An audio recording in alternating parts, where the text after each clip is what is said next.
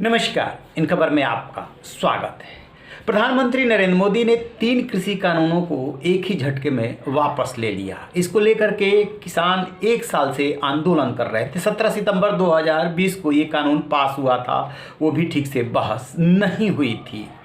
1 साल तक आंदोलन चला, कई दौर किसानों से वार्ता हुई, सरकार टस से मस नहीं हुई। सरकार ने साफ कह दिया था कि ये कानून किसानों के हित में है और इसमें कोई समझौता नहीं किया जाएगा। जिस पे आपको ऑब्जेक्शन है बता दीजिए, वो हम संशोधन कर देंगे। लेकिन किसान मानो वो तय करके आए थे कि हमें तो 3 कृषि कानूनों की वापसी चाहिए, लिहाजा वो जमे रहे 1 साल तक। 26 नवंबर को पूरा बॉर्डर पे जो है 1 साल हो जाएगा। जो प्रधानमंत्री नरेंद्र मोदी अपने अड़ियल रवैये, टस से मस न होने वाले व्यक्तित्व के रूप में जाने जाते हैं, वो यदि एक झटके में इतना बड़ा डिसीजन लेते हैं और देश के संबोधित करते हैं, उसमें कहते हैं कि हमने 3 कृषि कानूनों को वापस लेने का फैसला किया है, तो जेहन में ये सवाल कौनता है कि आखिरकार वो कौन सी वजह रही होगी जिसकी वजह से इन्होंने ये फैसला वापस ले लिया, साथ में माफ़ी भी मांग ली। इसको लेकर के विपक्ष अपने तरीके से इंटरप्रिटेशन कर रहा है कि हो ना हो, अभी जो चुनाव हुए हैं उपचुनाव, उसमें बीजेपी को जो झटका लगा है हिमाचल, राजस्थान और कर्नाटक में, वो जो है भविष्य के जो परिणाम है, वो इबारत लिखी हुई है दीवार पे, वो मोदी ने पढ़ लिया, लिहाजा ऐसा फैसला लिया। जब भी कोई बड़ा फैसला होता है, कोई कानून बनता है, तो किसी एक वजह से नहीं बनता है, और कोई फैसला वापस भी लिया जाता है तो कोई एक वजह नहीं होती है, बहुत सारे कारण होते हैं। तो ऐसे में ये सवाल उठ रहा है कि मोदी ने ऐसा क्यों किया। आपने हाल के दिनों में देखा होगा कि उपचुनाव नतीजों के बाद प्रधानमंत्री नरेंद्र मोदी का यदि सबसे ज़्यादा कहीं आना जाना है तो वो है उत्तर प्रदेश। 16 नवंबर को पूर्वांचल एक्सप्रेसवे का वो उद्घाटन करने के लिए गए थे। उसके बाद अभी कल झांसी में थे, अब 2 दिन लखनऊ में हैं वो। और उत्तर प्रदेश को लेकर के आरएसएस ने अपनी एक सर्वे भी कराया है, और भी सरकार ने भी अपना सर्वे कराया है, पार्टी ने भी।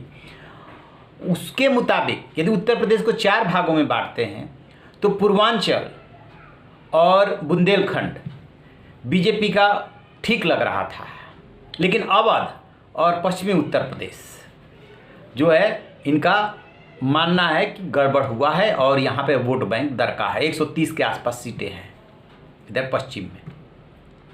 तो एक साथ 2 फैसले होते हैं। एक तो अमित शाह को इन दोनों क्षेत्रों का प्रभार दे दिया जाता है, और इधर प्रधानमंत्री नरेंद्र मोदी कृषि कानून को वापस लेने का फैसला करते हैं। इसमें कहीं कोई दो राय नहीं है कि अगले साल के शुरू में 5 राज्यों में होने वाले विधानसभा चुनाव, खास तौर से उत्तर प्रदेश में रीगेन करने के लिए जो अभी लॉस हुआ है, वो एक बहुत बड़ा कारण है इस फैसले का, एकदम साफ साफ। लेकिन चूंकि ऐसे बड़े फैसलों के पीछे कोई एक कारण नहीं होता है। दूसरा कारण, अभी आपने देखा होगा कि जैसे कैप्टन अमरिंदर सिंह पंजाब के मुख्यमंत्री पद से कांग्रेस ने हटाया, उसके पहले भी वो गृह मंत्री प्रधानमंत्री से मिलते रहे थे और बाद में भी मिले थे।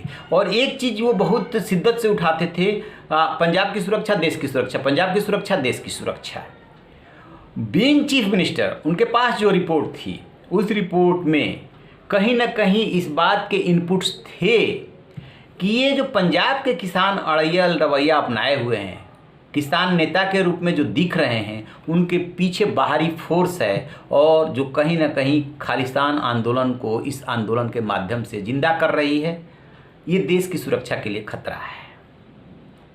यही मिल करके गृह मंत्री और प्रधानमंत्री के सामने उन्होंने बात रखी थी। पॉलिटिकल भी बातें हुई थी, वो ऐलान कर चुके हैं कि बीजेपी के साथ जा सकते हैं। तो ये बात कहीं ना कहीं आई कि यदि बहुत ज़्यादा इसमें देर की गई, 1 साल हो चुका है, तो ये आंदोलन दूसरा रुख अख्तियार कर रहा है। अब इसमें पड़ोसी मुल्क पाकिस्तान और जो दूसरा तनातनी चल रही है चीन, उसकी भी अहम भूमिका उभर करके आ रही थी। आपने ये गौर किया कि एक तरफ ये आंदोलन, दूसरी तरफ नक्सलियों की एक्टिविटीज़ बढ़ गई है। अभी जो मणिपुर में घटना हुई, जिस तरीके से हमारे कर्नल विप्लव त्रिपाठी और उनके साथ 7 लोग शहीद हुए, उसके पीछे भी माना जा रहा है कि जो ऑर्गेनाइजेशन है PLA, उसको ट्रेनिंग जो है चीन के सहयोग से दिया गया था। तो अचानक पाकिस्तान तो पीछे बढ़ा रहा था, लेकिन चीन का क्या है? चीन जो है भारत को इस समय डिस्टर्ब करना चाहता है, क्योंकि भारत निश्चित रूप से चीन के मुकाबले सुरक्षात्मक रक्षात्मक मुद्रा में है, अटैक करने की स्थिति में नहीं है, लेकिन तन के खड़ा है। चीन को ये अच्छा नहीं लग रहा है क्योंकि वो महाशक्ति बन रहा है, वो अमेरिका को टक्कर दे रहा है। भारत क्यों खड़ा है? तो जो भी उसके लोग हैं भारत में, स्वाभाविक है कि उनके माध्यम से वो तंग करेगा। वो कर रहा है, खुल के तंग नहीं कर सकता इसलिए खुल के नहीं कर रहा है। पाकिस्तान की ISI के यही काम है। पाकिस्तान और चीन की भी भूमिका है देश की समस्याओं को बढ़ाना। और खालिस्तानियों को जो समर्थन मिल रहा था वो कहा यह जा रहा है कि कनाडा, जर्मनी, ब्रिटेन और जो इस तरह के देशेज हैं जहाँ पे कि उनका बेस मजबूत है, वहाँ पे वो सांसदों से संपर्क साध रहे थे। आपको याद है कनाडा के प्रधानमंत्री जस्टिन ट्रूडो का किस तरीके का बयान आया था जब ये आंदोलन शुरू हुआ था? तब उन्हें इस किसान आंदोलन के आड़ में मानवाधिकार और सब कुछ दिखने लगा था। तो ये 2 कारण हो गए। तीसरा एक और कारण है कि ये आंदोलन लंबा चला, किसानों का मामला है, तो अंतर्राष्ट्रीय जो प्रेशर बन रहा था वो भी कहीं ना कहीं ये मन मस्तिष्क के किसी कोने में होता है कि देश बयान दे रहे थे या ये मैसेज जा रहा था कि आज़ादी के बाद का सबसे लंबा किसान आंदोलन है और हक के लिए कर रहे हैं, मोदी सरकार जो है इसे निजी कंपनियों को बेचना चाहती है, वगैरह वगैरह जो भी इम्प्रेशन बन रहा था। लेकिन यदि इन तीनों में से तात्कालिक सबसे बड़ा कारण है तो वो है चुनाव। कोई कुछ भी तर्क देता रहे। और दूसरा सबसे बड़ा कारण जो कैप्टन अमरिंदर ने रिपोर्ट रखी और जो खुफिया एजेंसियों ने रिपोर्ट रखी, उसको देखने के बाद ये लगा कि फ़िलहाल कदम पीछे खींच ही लेना चाहिए, कहीं मामला बढ़ न जाए, फिर देखा जाएगा कि कैसे और सुधार किया जाए।